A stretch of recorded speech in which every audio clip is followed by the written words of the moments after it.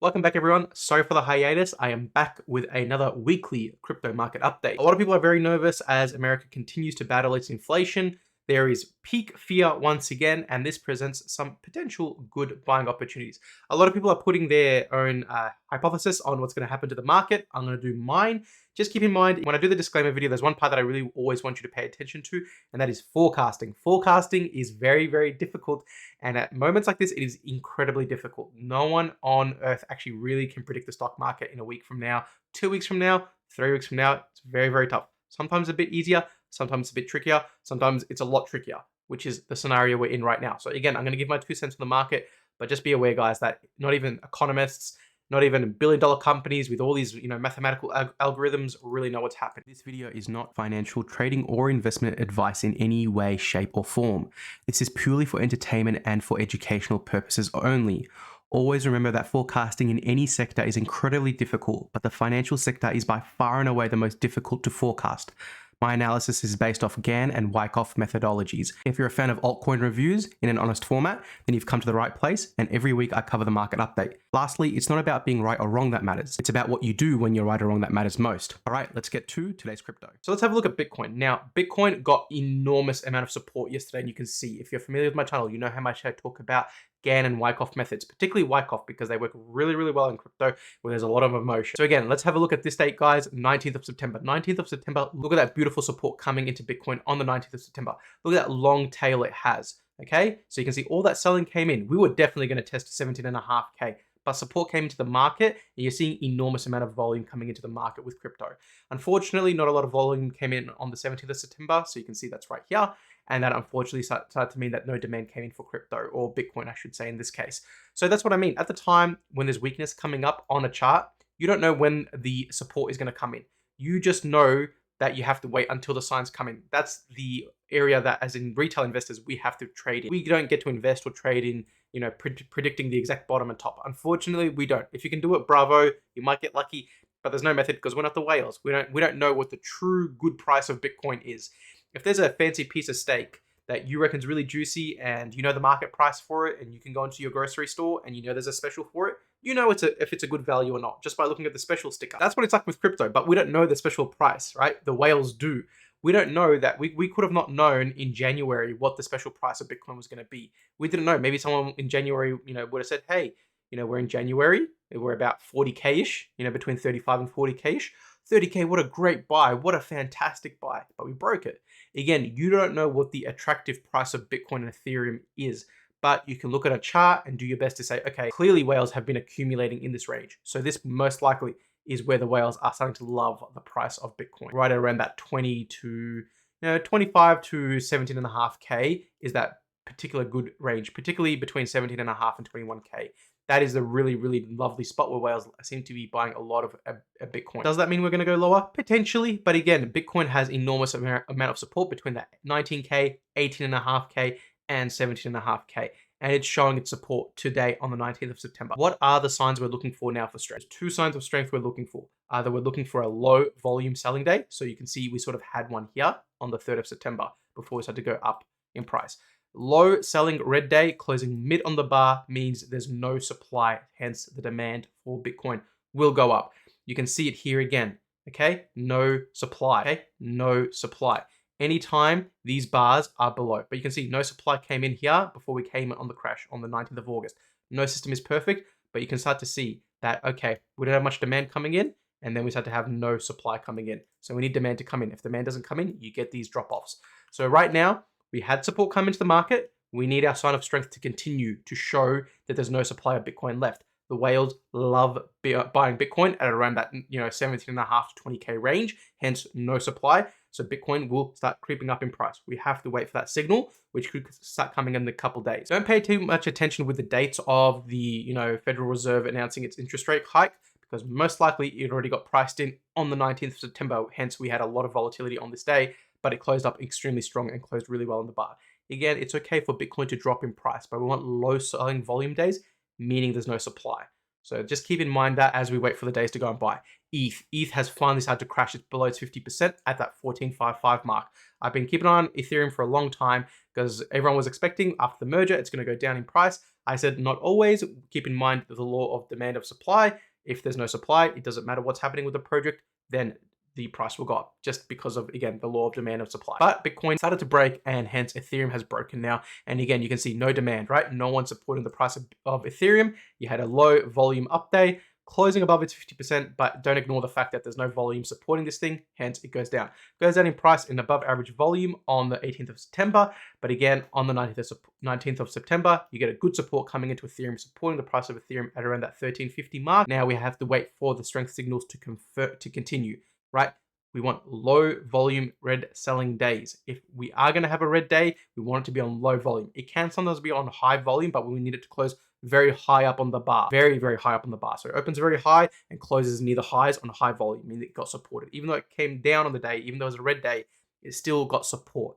That's what we're looking for in terms of sign of strength. So again, two main sides of strength. Low volume selling day, high volume selling day, but support got pushed back up. So it closed lower, but volume, closed high up on the bar. Those are the two main signals we'll be looking for as the days continue. If we don't get that, or if we get very low green days, so like this one, these are low selling days, and these are not good signs. These are low buying days. It means no one's supporting the price, and these can sometimes be the storm is brewing if we don't get more green bars. Let's have a look at stablecoin dominance, because in my channel, I talk about basically there's three avenues altcoins or money can flow into crypto. You've got Bitcoin, alts, and stablecoins. Money can only flow into crypto, into these three asset classes within cryptocurrency. So we can see USDT Dominance bounced very well at its 50% at 5.85%. That was here around mid-August, and we've been on a tear ever since. If you watched my last market update video, I talked about how breakouts are the genuine breakouts are the ones that never look back. Those are the genuine breakouts. You don't get that much in bear markets, but let's just look at USDT because this is a breakout, never looked quite back. There's your breakout bar, never looked back. Okay, there's your breakout bar. It did come back and test it, did find some support, a bit of a shakeout below it, but it did ultimately find support at around that breakout bar at around that 6.5% USDT dominance, broke out, and again, did not test this mark again, came back and absolutely just skyrocketed. Rejection at the next 50% at 7.56%. So you can see USDT is really starting to roar. You can see there's your breakout, consolidation, breakout, consolidation. There's your test, a bit of a strong test there. And then there's your breakout, and again, doesn't consolidation, and then doesn't look back, and there's your next area as we continue to go up. If USDT dominance is high, it means money is flowing out of altcoins and most likely out of Bitcoin, but you can bet your ass it's coming out of alts. And there you can have resistance at some areas. So look for some key areas of resistance at around that 8.5% mark, or 8.05% mark, I should say. And then you've got it coming at the top here at around that 9.25, 9.5% USDT dominance. USDC dominance, again, very, very similar.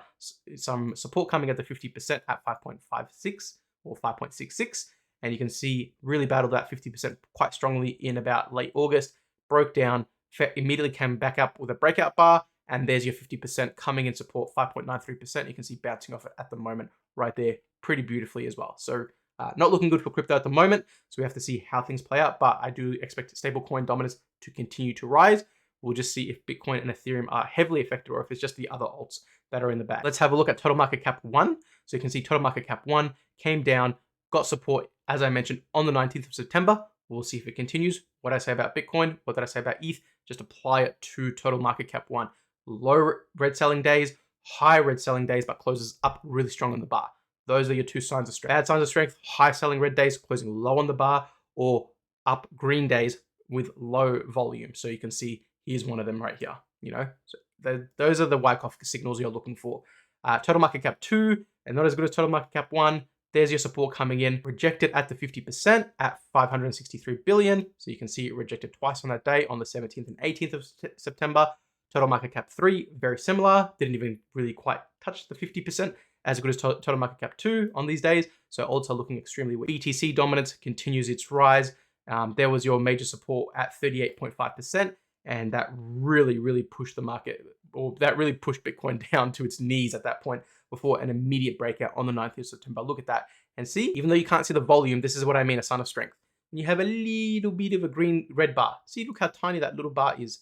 It means there's no selling. And then you get the next day, immediate breakouts. Okay, it comes down with high selling, but that's okay. You can see. So those are the signs of strength you're looking for when I mean low red selling days. They still show a lot of strength, behind the scenes. There's a lot of emphasis put on these two bars. So we'll see how the market reacts. What about altcoins? Well, you don't need me to say it, but I'll say it anyway. Stay away from altcoins for the time being. There's only two altcoins I'm sort of keeping an eye on. Doesn't mean I'm investing in them. It just means I'm keeping an eye on them because they have actually been quite strong.